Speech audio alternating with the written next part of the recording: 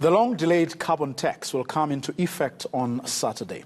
But what does this mean for a country with low economic growth and an unemployment rate of 27.1%?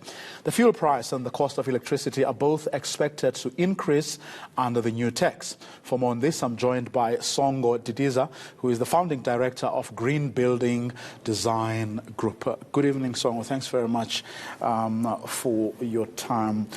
Take us back a few steps, if you will, what the rationale of this tax is. So one thing we've got to be very cognizant of is that the government did not wake up overnight and decide that it wants to introduce a carbon tax. This has been a long, protracted process that started in 2006 already. So the government has already been looking at bringing in the carbon tax from 2006.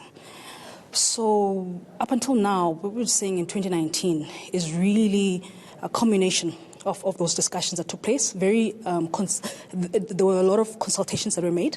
So it wasn't just a one-way policy. Perhaps you can tell us through the process what the delays were about, what the concerns were, the issues that people put on the table. Well, a lot of the consultations were with the stakeholders, the affected stakeholders, the business, industry, trade unions, NGOs, the international community. So there's been a long to and fro process in engaging all the affected stakeholders. And now we've come to this point where the tax will be introduced on the 1st of June 2019, on Saturday, as you rightfully pointed. And perhaps maybe also, it's also important to touch that this is not really to be seen as a carrot, or rather as a stick. It should also be seen as a carrot. If we think about the fact that South Africa is one of the largest carbon emitters on this continent, or from an international perspective as well, we're a signatory to the Paris Accord the Paris Accord, which basically means that South Africa is fully committed to sustainable development. And if we look at it really from an economic development perspective, is what government wants to see, and I believe what government wants to see, is to change consumer behavior, to also increase investments into the clean and green economy industry. So what we really got to be thinking about it is, if I'm a business entity and I'm looking at the carbon tax and I'm thinking, this is going to hurt my business, I should actually be thinking this is actually an opportunity to invest in green economy, to invest in cleaner processes, and really to start looking at my supply chain. Who am I buying from?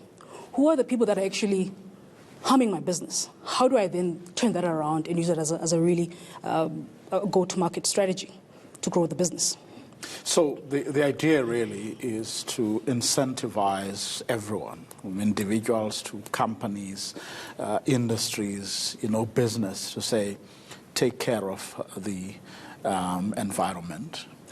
The environment, yes, but also your own business. If we think about maybe the carbon tax itself, 120 per ton was the initial posed tax, but there's actually quite a lot of allowances that will be there in the first phase. The first phase is from the 1st of June till the 31st of December 2022.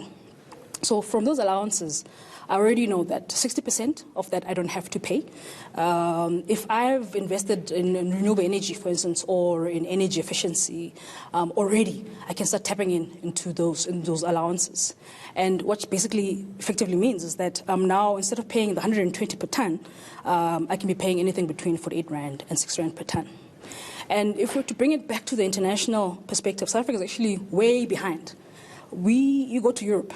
The carbon market, a lot of countries in Europe are already paying something to the tune of 25 euros per ton, which is almost 400 Rand per ton, if we were to actually bring into the South African perspective. So we actually got quite a long way to go to catch up with what's happening in the rest of the world, but also to really look at ourselves as a growing economy, to say, where are we going with this?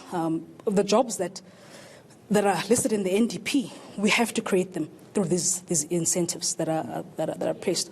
So I didn't touch on some of the other incentives. For instance, is offsetting against the carbon tax liability. There's a tax incentive called the 12L, A lot of companies don't know about this. What this basically means is that if I invest in energy efficiency, I can basically claim basically it's an offset of the corporate tax liability. So there are incentives in place to ensure that, well, I'm minimizing my corporate tax liability, but also, most importantly, I'm adding value to the environment, the economy. I'm thinking of an industry like the coal, Sure. like coal mining. Right, I mean, we have an abundance of coal in this country still, and we still depend a lot on it, on coal, for our electricity. What does this law provide for? Because on the other hand, you have, for example, trade unions like NUMSA Sure. that are saying the whole renewable energy sector doesn't really have its, house in order, because you also have to think about job, and people are arguing that there are better ways, of burning coal that are more sort of environmentally sensitive. Absolutely. So coal is something that we'll always have in South Africa, right? It's not always. Let me correct myself. It's definitely an abundant resource that will be there for a very long time. But what we've come to realize now is the cost of mining with coal, the cost of using coal-based electricity. It is effectively harming our economy. And I'll explain that a bit more. Is that what we've seen from our side, we've seen the price of electricity-based coal gone very high. And what we're seeing as renewable energy competitive is the prices of renewable energy-based electricity are now competitive with the likes of coal-based electricity. So to answer your question, I would say that yes, coal will be around for a very long time. But now really is the time to open up new markets, cleaner markets, renewable energy, energy efficiency. All these are there really to provide the jobs that we need in this country. Do individuals like you and me have to work? I don't have a business. In fact, those are the people that will be impacted first. So on the 5th of June, there will also be a carbon tax on fuel, which that effectively means... I pay more. Yeah, you will pay more. Unless if you're driving an electric vehicle or a hybrid, you will pay more. You'll pay more on your fuel. There will be an increase of about 9 cents per litre on petrol, and about 10 cents per litre on diesel. And once again, let's not. What this obviously does, it offsets some of the wins that we've gained now with the reduction in fuel. But what it also does is it incentivizes cleaner communities vis-a-vis. Should we maybe also be looking at lift clubs? Should you not be getting to know your colleagues a bit more and having lift clubs so that we can actually effectively end up, less cars on the road. Exactly, there we go. So it's about looking at the glass half full as opposed to it being half empty. Okay. Let's leave it there for now. Thanks very much. Thank you.